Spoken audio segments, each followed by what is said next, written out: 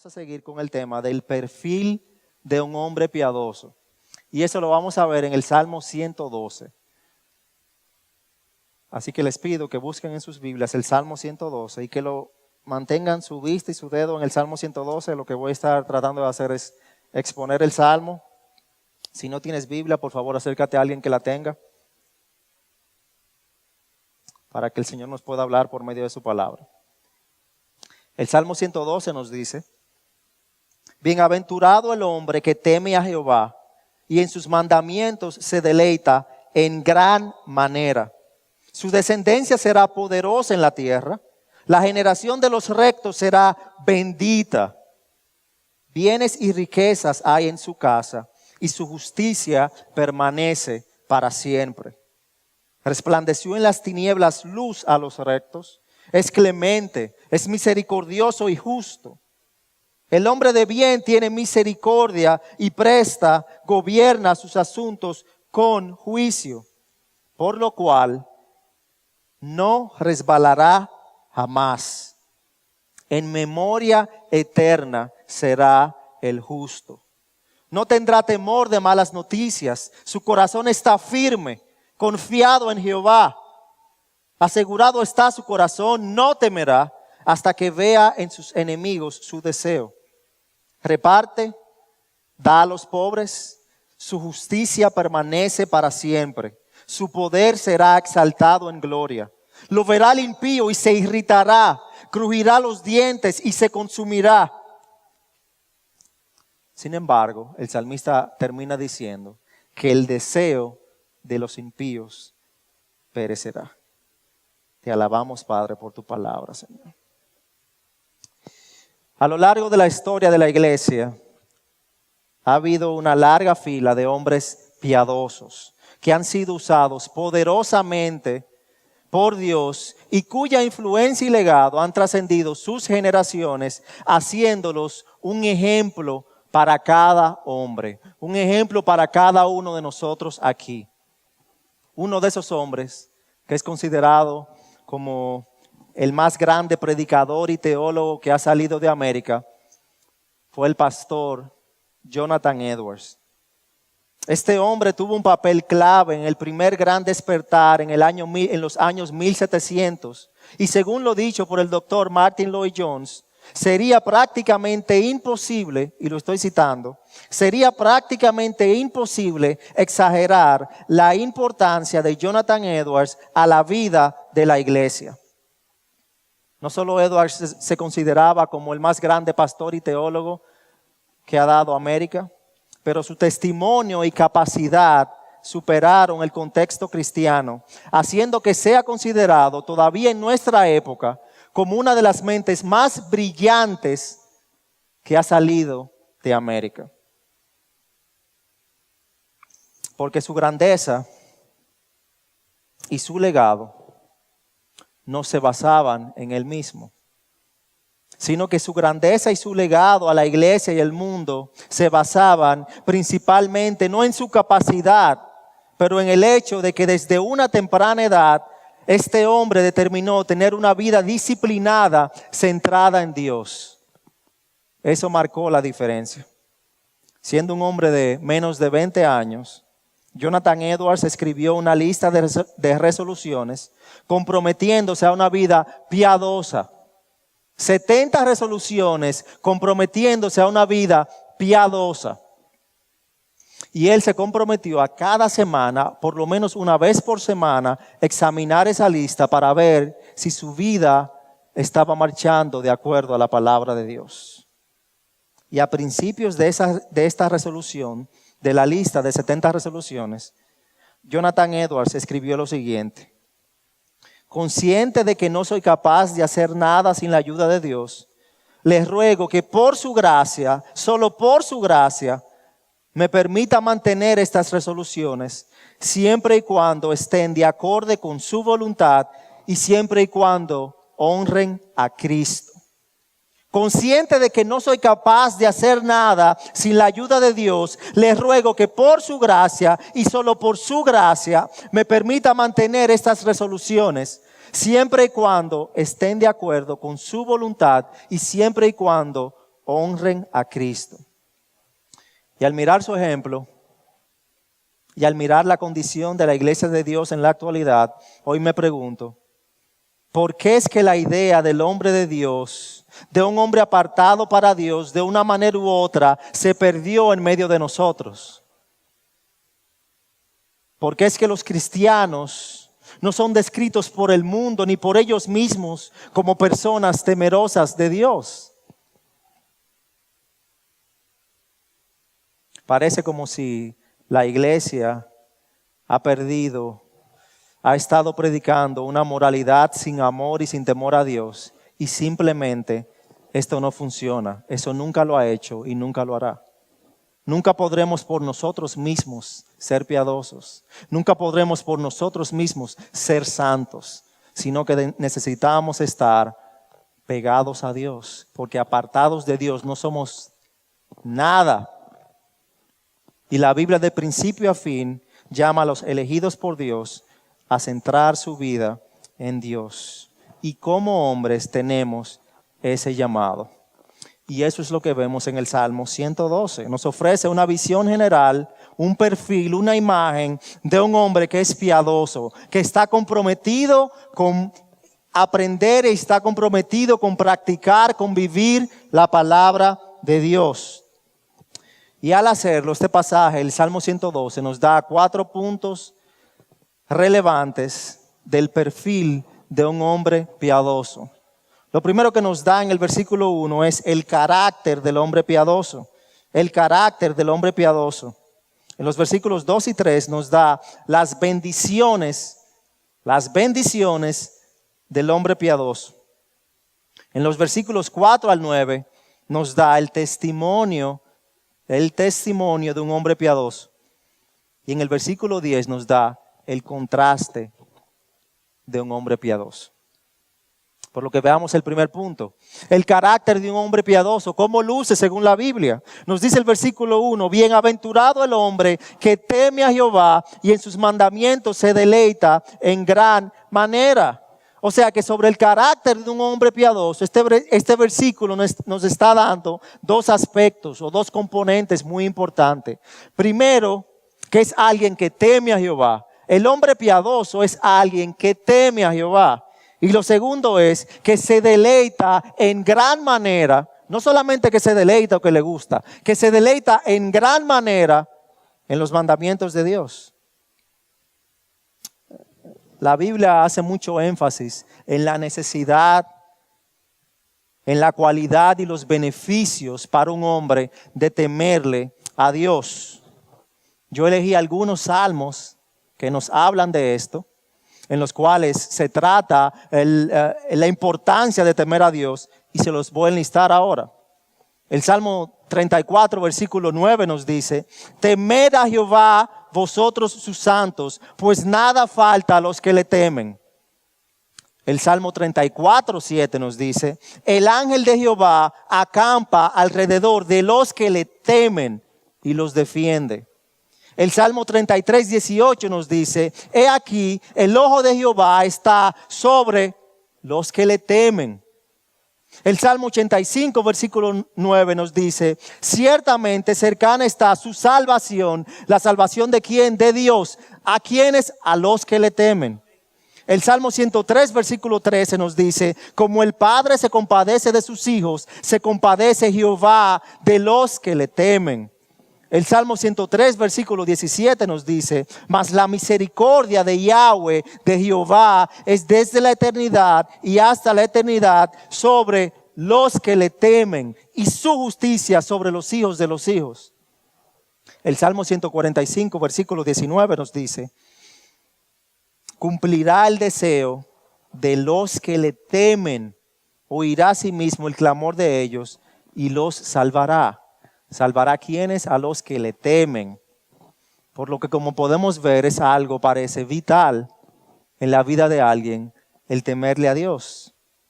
Y es importante que podamos comprender el significado bíblico del término temor a Dios. Y cuando la Biblia nos habla de temer a Dios, incluye la comprensión sobre todo de que Dios es un Dios santo y que como nuestro Creador sabe todo sobre nosotros, por lo que el creyente está siempre consciente de que está en presencia de un Dios santo y justo y que cada pensamiento y cada acción se conoce ante Él y será juzgado por Él. Porque ciertamente, hermanos, Dios es amor, pero Él también es fuego consumidor. Dios es un Dios santo que debe ser temido y horrenda cosa es caer en manos del Dios vivo. El temer a Dios es estar conscientes que estamos ante un Dios que es el creador de los confines de la tierra, de todo lo que está creado, que con el poder de su palabra Él puede crear, pero que ese Dios quiere relacionarse con nosotros. Ustedes recuerdan a Isaías en Isaías 6, cuando el Señor le hace el llamado. Ustedes quieren saber lo que es temor a Dios. Miren a Isaías. ¡Ay de mí! Pensaba que iba a morir. Yo no soy digno de verte. Pablo, miserable de mí. Miserable de mí.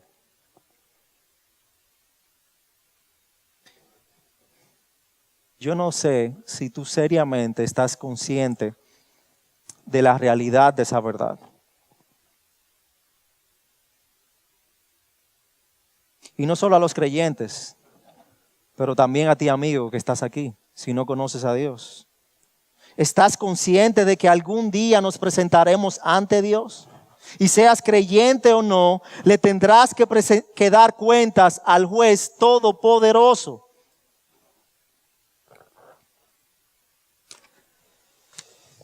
La salvación la da Dios, pero el juicio lo da Dios también. El enemigo no es quien nos va a condenar, es Dios. Cuando somos salvos a través de Cristo, nos estamos salvando del juicio de Dios por nuestros pecados. No es del juicio de Satanás, es del juicio de Dios.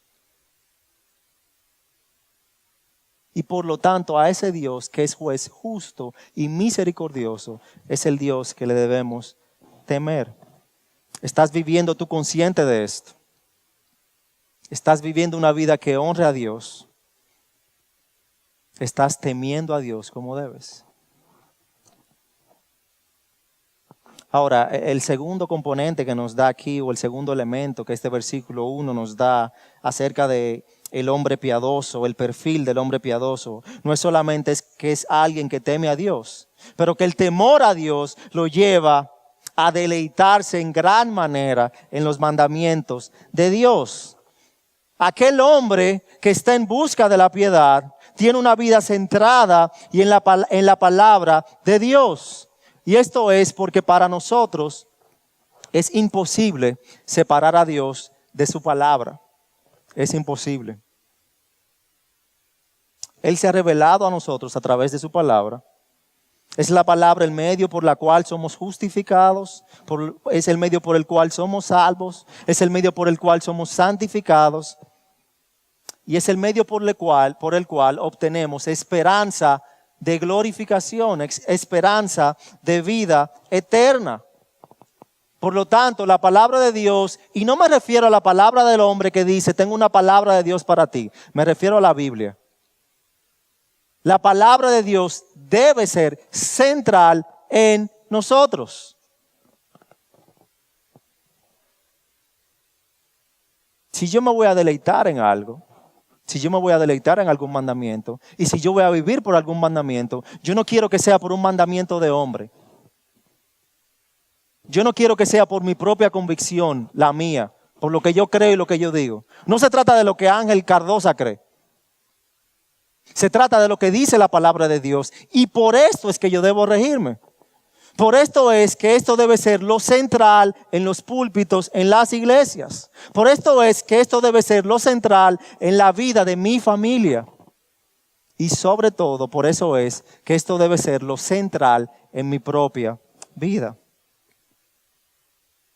Cuando un creyente genuino comienza a pasar tiempo en las Escrituras, un hambre crece dentro de él un hambre que solamente puede ser saciada por la palabra de Dios. Porque como dice Pedro en primera de Pedro capítulo 2, la palabra de Dios es nuestra leche espiritual, nuestro alimento espiritual. Así como un niño recién nacido, cuando nace, busca de una vez el seno materno para nutrirse de la palabra de Dios y llora sin parar. Si alguno aquí tiene un recién nacido, lo sabe. Que los niños lloran sin parar hasta que no le dan su leche. De esa misma manera, el creyente, el hombre de Dios, el hombre piadoso, debe llorar, debe estar angustiado, debe estar debilitado cuando no se está deleitando en la palabra de Dios. Y si no lo estamos haciendo es por dos cosas. Número uno, o no somos creyentes, o sea que el Espíritu de Dios no ha cobrado vida en nosotros. O número dos, porque estamos dejando que la corrupción del mundo nos anestesie y no estamos conscientes de la realidad. Estamos tan sucumbidos en la televisión, en las películas, en la música, en todo lo de la sociedad, que no le vemos mucho gusto a lo espiritual. Estamos dejando que el pecado acabe con nosotros. Jesús dijo en Juan capítulo 8, versículo 31, si vosotros permaneciereis en mi palabra, seréis verdaderamente mis discípulos. Si vosotros permaneciereis en mi palabra, seréis verdaderamente mis discípulos. Y más adelante, en Juan 8:47 dijo, el que es de Dios, las palabras de Dios oye. El que es de Dios, las palabras de Dios oye. Pero fíjense que el Salmo 112 no solamente nos está invitando, nos está señalando que el hombre piadoso escucha la palabra de Dios, sino que nos está diciendo que se deleita en gran manera en los mandamientos de Dios. Y un mandamiento es una ley. Y nadie que no obedezca a una ley se va a deleitar en esa ley. Por lo tanto, esto nos hace ver un énfasis en la importancia de la aplicación de la Escritura. Ciertamente debemos comprender la palabra por la mente primero. La Biblia nos dice que debemos amar a Dios con la mente. Debemos estudiar la palabra. Pero esa palabra no se puede quedar solamente en la mente. Tiene que bajar a mi corazón. Tiene que ser practicada. Como tampoco se puede quedar solamente en lo emocional. Ciertamente la palabra de Dios toca mis emociones. Me da alegría, me da gozo, me da paz, me da tranquilidad. Pero también tiene que irse a mi mente. Es un camino que debe rondar de mi mente a mi corazón.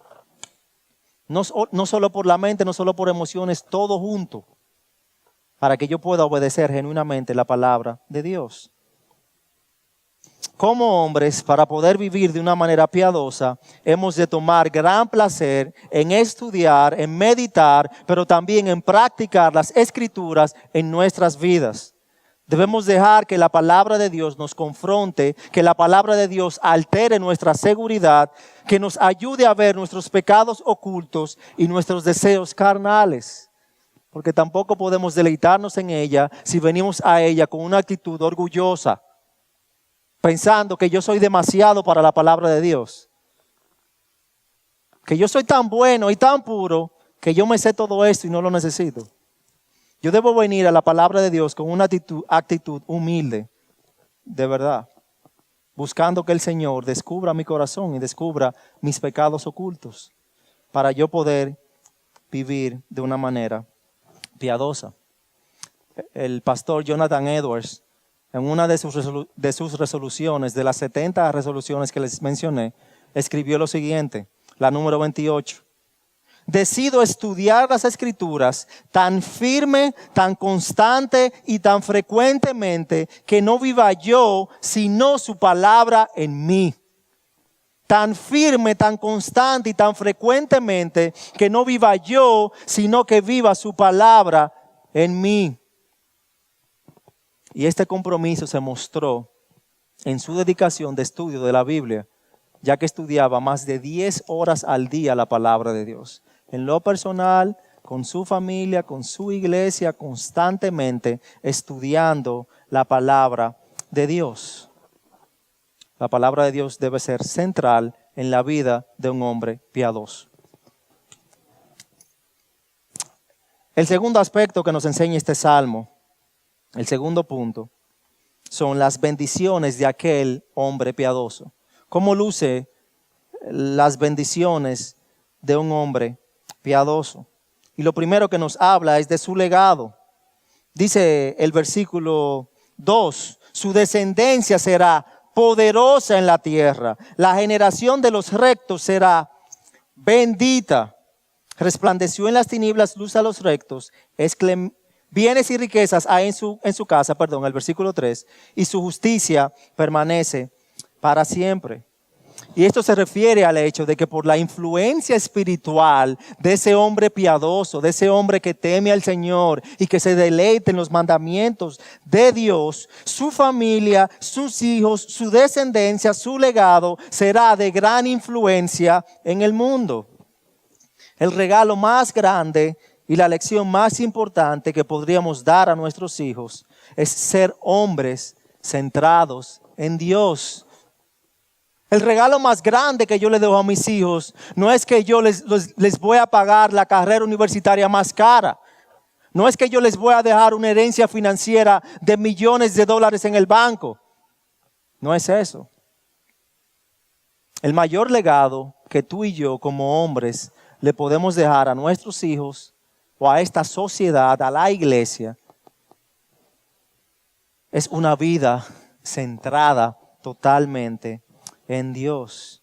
Y es lamentable ver, como decía anteriormente, como cada vez más en las iglesias, los padres pretenden cultivar algo que no sembraron. Pretenden cultivar flores cuando sembraron espinas o cuando no sembraron nada. No modelan a sus hijos una vida cristiana genuina, no modelan una vida centrada en Dios, no hacen un plan de enseñanza espiritual en el hogar. Sin embargo, cuando los hijos no siguen un modelo de vida bíblico, cuando no salen temerosos a Dios, cuando descubren que tienen relaciones impuras, cuando los hijos se les revelan, entonces se agarran la cabeza y dicen, ¿qué pasó? ¿Qué pasó? Y eso es lo que hace que 75% de los jóvenes en las iglesias, cuando llegan a una mayoría de edad y se ven solos, o cuando están casados, no vuelven a las iglesias. Porque vieron toda su vida que sus padres vivieron algo que no era real, que no era genuino. Y claro está, estamos conscientes y predicamos que el Señor es quien da el crecimiento. El Señor es quien da el crecimiento. Puede ser que seamos padres piadosos, que cultivemos en nuestros hijos constantemente y que algo pase. Pero no es lo mismo que algo pase y tú sepas internamente que fue por tu manera de vivir, porque tú no hiciste lo que debías hacer. Hace algún tiempo se hizo un estudio para determinar el legado dejado por dos hombres. Un estudio hecho no por teólogos, no por pastores, no por un seminario, sino por una universidad secular con sociólogos. Y eligieron a dos hombres con dos cosmovisiones diferentes, con dos estilos de vida diferentes, los cuales formaron a sus familias con dos diferentes tipos de cosmovisiones. Uno fue un ateo, Max Jukes. Eligieron un gran grupo de hombres, cristianos y no cristianos. Pero eligieron un ateo, el cual se casó con una mujer atea, el cual cultivó en su familia lecciones fuera de Dios, apartados de Dios, no creía en Dios, no quería saber nada de la Biblia. Y el otro fue Jonathan Edwards, del cual hemos hablado, el cual desde antes de los 20 años se comprometió a vivir piadosamente el cual constantemente se deleitaba en la palabra de Dios, y eso era lo que le enseñaba a su esposa, y eso era lo que le enseñaba a sus hijos y a su iglesia. Y estos sociólogos hicieron o trazaron o siguieron el trazamiento del linaje de cada uno de estos hombres, de la descendencia, del legado que dejaron estos hombres en la sociedad norteamericana. El legado del ateo de Max Jukes, según estos sociólogos, fue el siguiente. Desde los años 1800 hasta el año 2000, su familia, su descendencia dejó a Estados Unidos 7 asesinos, 190 prostitutas públicas, 200 criminales convictos, 310 indigentes, 400 hombres que fueron arruinados físicamente por una vida indulgente, y se estimó que los descendientes de Max Jukes le han costado a Estados Unidos más de $1.500 millones.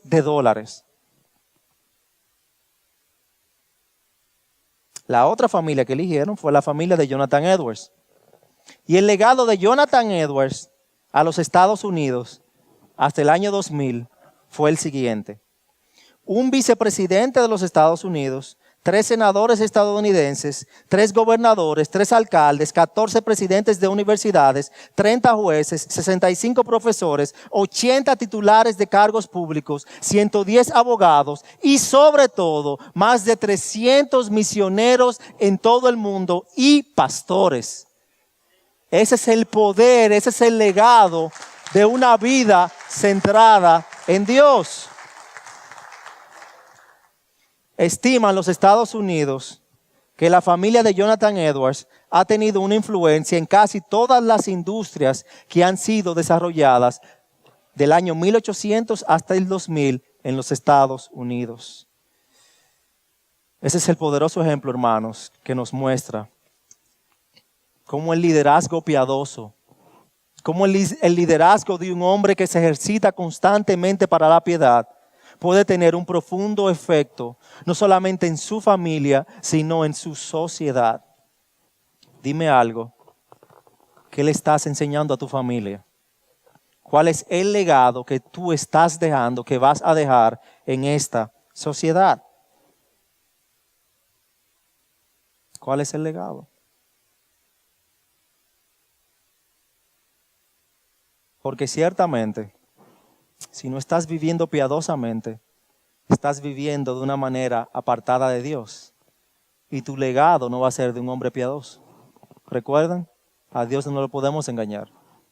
A los hombres sí, pero a Dios no.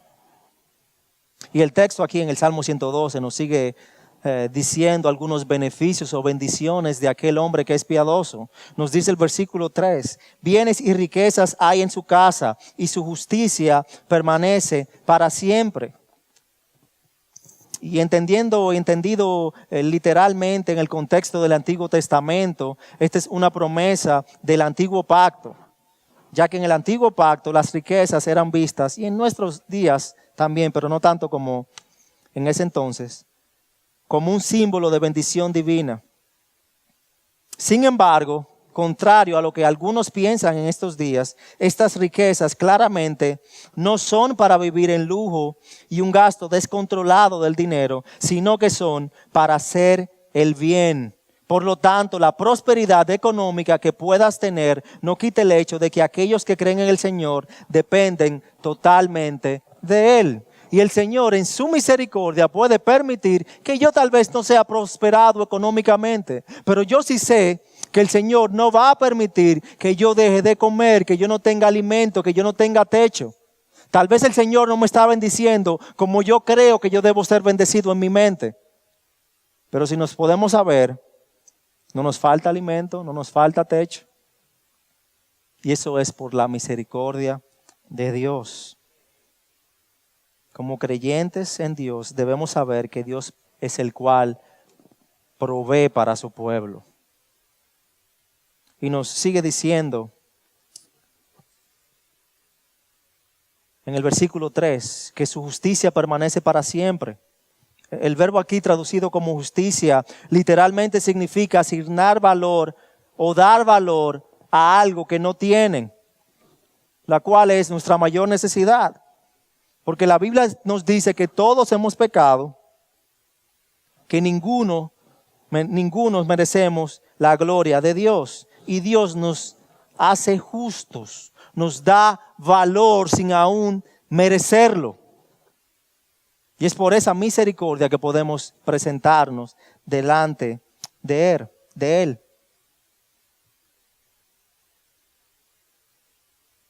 Merecemos el castigo eterno, merecemos ser condenados, pero por la gracia de Dios, a través de la fe en Cristo, somos justificados.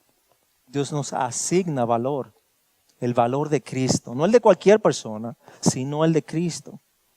Martín Lutero, reflexionando sobre esta verdad bíblica de la justicia imputada en nosotros a través de Cristo, dice lo siguiente: yo no vengo a ti porque mi alma es libre de pecado o porque soy digno de tu gracia. Yo no te hablo a ti porque he seguido justamente tu ley y pienso merecer ver tu rostro. Yo sé que el pecado y la culpa se combinan para reinar sobre cada pensamiento mío y convirtiendo lo bueno en malo. Sé que cuando trato de ser justo, recto y fiel a ti, soy aún un pecador.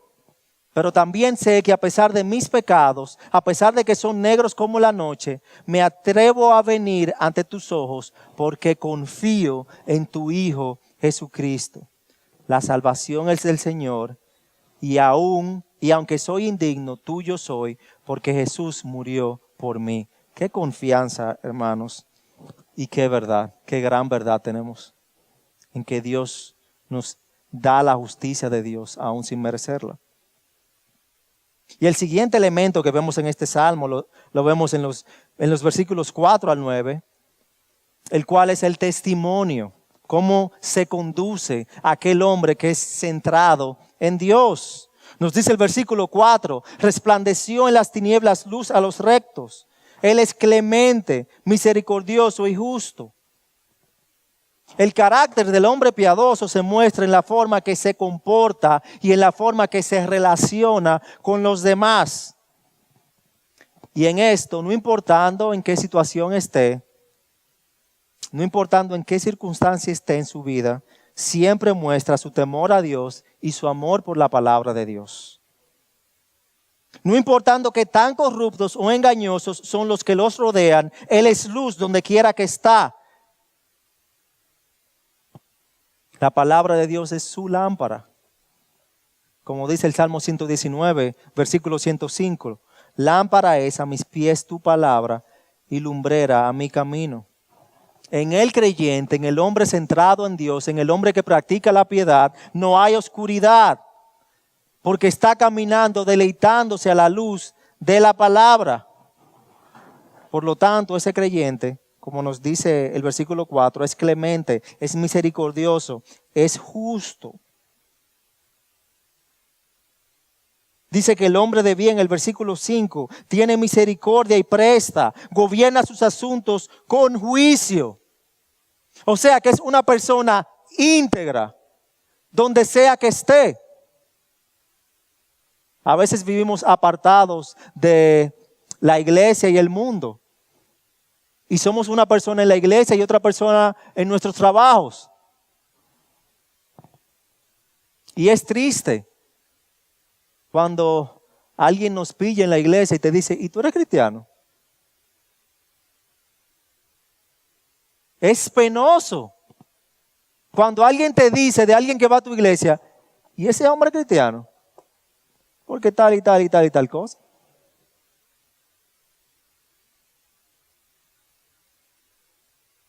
Debemos de ser hombres íntegros donde sea que vamos.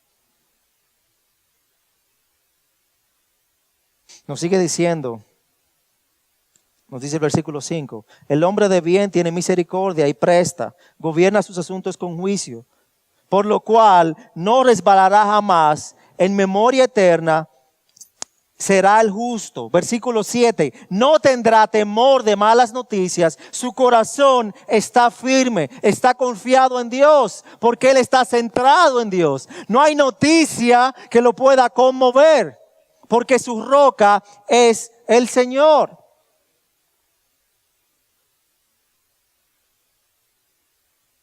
El pastor puritano, comentando en esto, Richard Hooker, dijo lo siguiente: la tierra puede temblar, los pilares del mundo pueden moverse bajo nuestros pies, el sol puede perder su luz, la luna su belleza, las estrellas pueden perder su gloria, pero en relación con el hombre que confía en Dios, ¿qué hay en el mundo que pueda sacudir su corazón? ¿Qué hay en el mundo que pueda derrocar su fe? ¿Qué hay en el mundo que pueda alterar su afecto hacia Dios?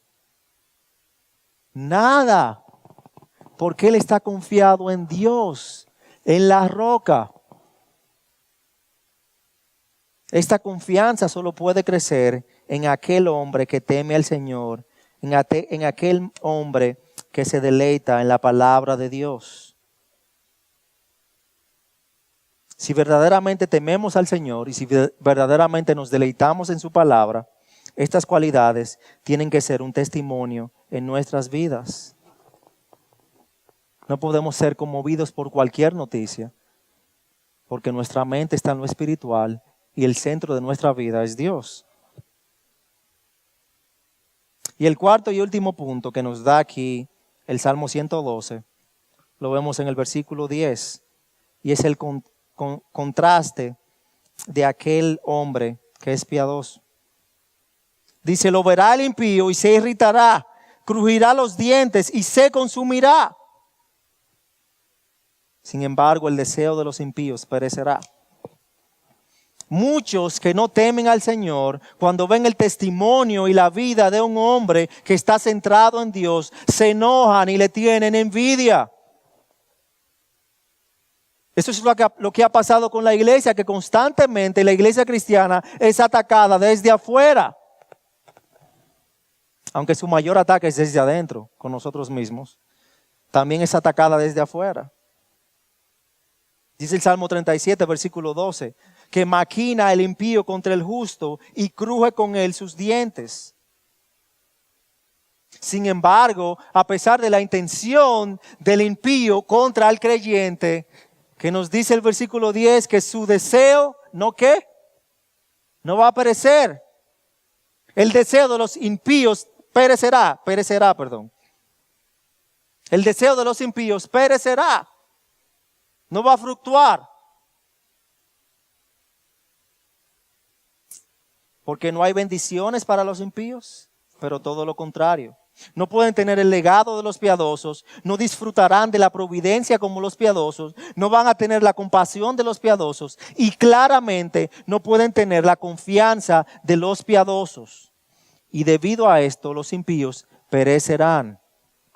Qué contraste con la vida de aquel hombre que es centrado en Dios.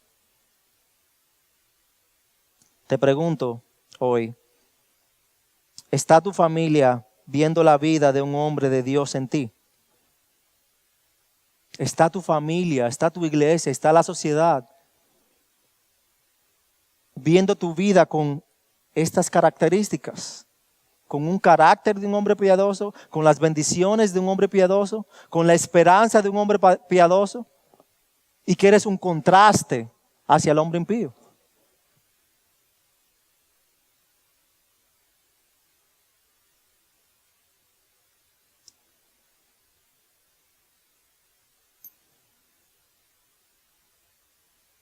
Si el hombre no da su respeto más alto al Dios que le hizo, y estoy citando aquí a un pastor, si el hombre no da su respeto más alto al Dios que le hizo, habrá algo más que tiene posesión de su alma. Los hombres ya se adoran al Dios verdadero o a algún otro ídolo. Es imposible que no sea de esa manera. Algo tiene el corazón del hombre. Y lo que un hombre da su corazón, a eso le llama su Dios. Aquello a lo cual le estamos dando nuestro corazón, ese es nuestro Dios. ¿Cuál es tu Dios? ¿Cuál es tu Dios? ¿Estás glorificando a Dios con tu vida? ¿Cuál es tu Dios, hermano? Que el Señor pueda renacer en nosotros estas verdades y que nuestra vida pueda ser un ejemplo de que Dios es nuestro centro.